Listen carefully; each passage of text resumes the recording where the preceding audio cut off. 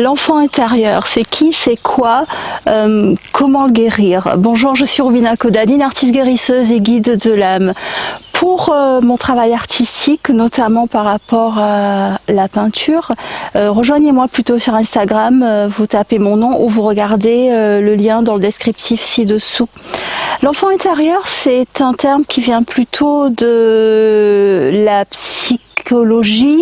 On dit que ça vient peut-être aussi de l'analyse de Jung. C'est la part en nous qui est plus spontanée, la part en nous qui est plus créative, la part en nous qui est aussi, qui transporte aussi certaines blessures du passé. Pour ce qui est d'un enfant, un enfant a des besoins. Adultes, nous avons des besoins, mais un enfant a des besoins. Les besoins d'un enfant, je parle d'un enfant, je veux dire presque tout petit enfant, un enfant avant 3 ans, ses besoins sont relativement simples. Il a besoin de nourriture physique et aussi de câlins. Un enfant a besoin de quoi? Que de pouvoir s'exprimer. C'est pour ça que par exemple, il y a des enfants qui à l'école font des crises pas possibles parce qu'ils ne se sentent pas bien forcément dans cet environnement, ça peut arriver. Donc ils ont besoin de s'exprimer. Le besoin d'un enfant aussi, parfois les enfants, ils ont des comportements qu'on ne comprend pas parce que parfois ils se sentent pas à l'aise ou ils ne se sentent pas protégés dans certains environnements. Donc pour résumer, il y a la nourriture, nourriture physique, nourriture affective, il y a le besoin de s'exprimer, donc d'être entendu, et le besoin d'être protégé. Donc quand il se passe des événements dans notre vie qui peuvent nous faire sentir pas entendus, pas protégés, ou alors tout simplement qu'on ne nous donne pas l'affection qu'on recherche, on peut avoir des réactions totalement humaines et totalement adultes aussi. Quand on se sent pas protégé dans une situation où on se sent en danger, c'est normal d'avoir peur par exemple. Mais parfois ces réactions sont exacerbées parce que c'est lié à des traumatismes qui ont pu avoir lieu pendant l'enfance ou pas forcément pendant l'enfance, parfois ça peut être des expériences passées qui nous ont fait nous sentir de cette façon, et qu'aujourd'hui dans notre vie courante, lorsqu'un événement vient toucher à cet aspect, ça nous fait parfois partir dans des réactions disproportionnées. Alors, comment régler tout ça? Tout comme un enfant, il a besoin d'être entendu. Donc, je vous invite à avoir une hygiène émotionnelle régulière, c'est-à-dire de ne pas attendre que on soit triste pendant 150 ans avant d'accepter de pleurer, de ne pas attendre d'avoir 50 colères qui viennent nous perturber avant de se retrouver à crier. Alors quand je dis crier et pleurer, je ne parle pas de le faire forcément aux yeux des autres. Je parle d'accepter de ressentir nos émotions avec nous-mêmes et de pouvoir les calmer pour qu'elles ne soient pas exacerbées. Donc il y a la vidéo qui est à propos de comment processer ces émotions que je mettrai à la fin de celle-ci.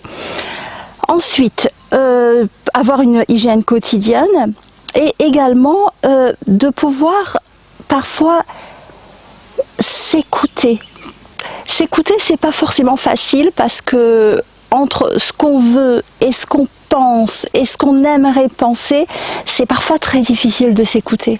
Mais si on a une hygiène émotionnelle et qu'on prend le temps, tous les jours, quelques instants, de se poser et de poser la main sur le corps. Pourquoi le corps? J'en parle dans énormément de vidéos, parce que le corps, il enregistre des informations et le corps nous indique aussi beaucoup de choses. Donc de prendre le temps tous les jours, quelques secondes, et de voir qu'est-ce qu'on ressent à l'intérieur de nous.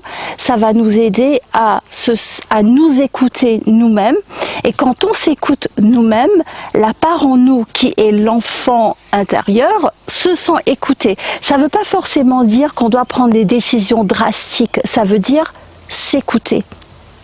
La différence entre, on va dire, une réaction de l'enfant et une réaction de l'adulte, c'est que l'enfant va parfois avoir une réaction débordante et ne pas savoir ni la mesurer, ni la contrôler, ni même agir en conséquence, tandis qu'un adulte, en principe, une fois que l'adulte a reconnu ses émotions, a exprimé ses émotions, il pourra ensuite l'exprimer aux personnes concernées si besoin, ou parfois aussi se retirer des situations qui parfois provoquent des émotions dont on n'a pas envie, ça peut aussi arriver. Mais l'idée c'est de ne pas avoir des réactions impulsives, mais c'est seulement lorsqu'on prend le temps d'avoir une hygiène émotionnelle quotidienne, lorsqu'on prend le temps d'exprimer ses émotions, lorsqu'on prend le temps de s'écouter. Troisièmement, je parlais de protection. Se sentir protégé, c'est le besoin basique d'un enfant. Et effectivement, quand on est à l'âge adulte et qu'on peut rencontrer des situations où on se sent totalement en danger, il y a des situations qui nous mettent en danger. Là, je suis d'accord. Mais il y a des situations qui nous mettent un petit peu en danger, mais qui peuvent prendre, encore une fois, des grandes proportions. C'est-à-dire qu'on a un besoin d'être protégé qui n'est pas nourri à ce moment-là. Et là, pour pouvoir guérir cette part de l'enfant qui n'a pas été protégé ou qui ne s'est pas senti protégé, on va essayer de puiser cela ailleurs. Si vous avez la chance d'être autour des gens avec qui vous vous sentez protégé, si vous avez la chance d'avoir des amis, de la famille qui sont vraiment là pour vous, ne pas hésiter à en faire usage.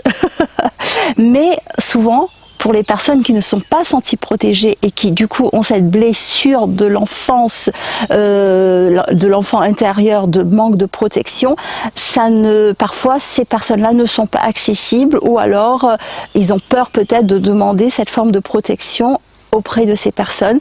Dans ce cas, il n'y a pas 50 000 solutions, il faut la chercher, cette protection, dans quelque chose qui nous dépasse. Ce qui nous dépasse, c'est quoi ? C'est à vous de savoir, est-ce que c'est la nature? Est-ce que c'est votre dimension spirituelle? Est-ce que c'est Dieu si vous êtes croyant? Qu'est-ce qui peut vous amener une protection au-delà de l'être humain? Et c'est là qu'on va aller chercher cette protection pour nourrir cet enfant. Donc une pratique qui peut être assez intéressante, qui regroupe tout cela, c'est si tous les jours vous prenez une demi-heure par jour par exemple, de poser une main là au niveau ce qu'on appelle l'espace du cœur et au niveau du ventre. Pourquoi le ventre? Parce qu'on dit que le ventre c'est le siège de l'enfant, parce que c'est là qu'un enfant est né, c'est là qu'on donne naissance. Si vous prenez le temps tous les jours de poser les mains là, vous allez voir qu'au fur et à mesure, vous allez avoir des émotions qui vous viennent, des émotions du passé qui vous viennent. Vous pouvez aussi vous mettre dans la nature ou quelque part où vous vous sentez bien, inspirer et souffler. Et essayer juste de recueillir cette forme d'énergie, de puissance qui est au-delà de nous en tant qu'enfants, en tant qu'adultes, en tant qu'humains.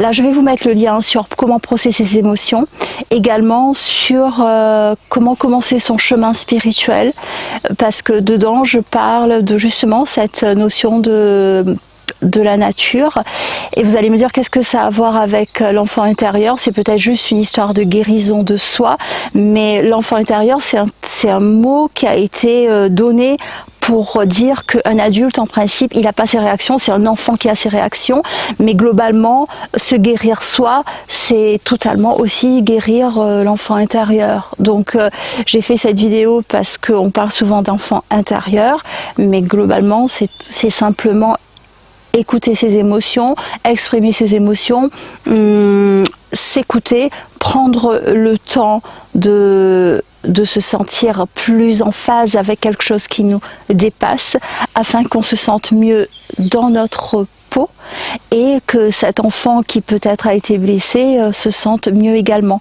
Il y a le lien aussi vers comment guérir des traumatismes de l'enfance, où je vais un petit peu plus loin sur la guérison. Donc dites-moi dans les commentaires, est-ce que vous sentez que vous avez cette part d'enfant intérieur qui demande à être guéri? Laissez-moi un commentaire, pas lâcher, likez cette vidéo. Et si vous n'êtes pas abonné, je vous invite à cliquer la cloche de notification et vous abonner à la chaîne pour qu'on se revoie à nouveau. Merci beaucoup et à très vite. Au revoir.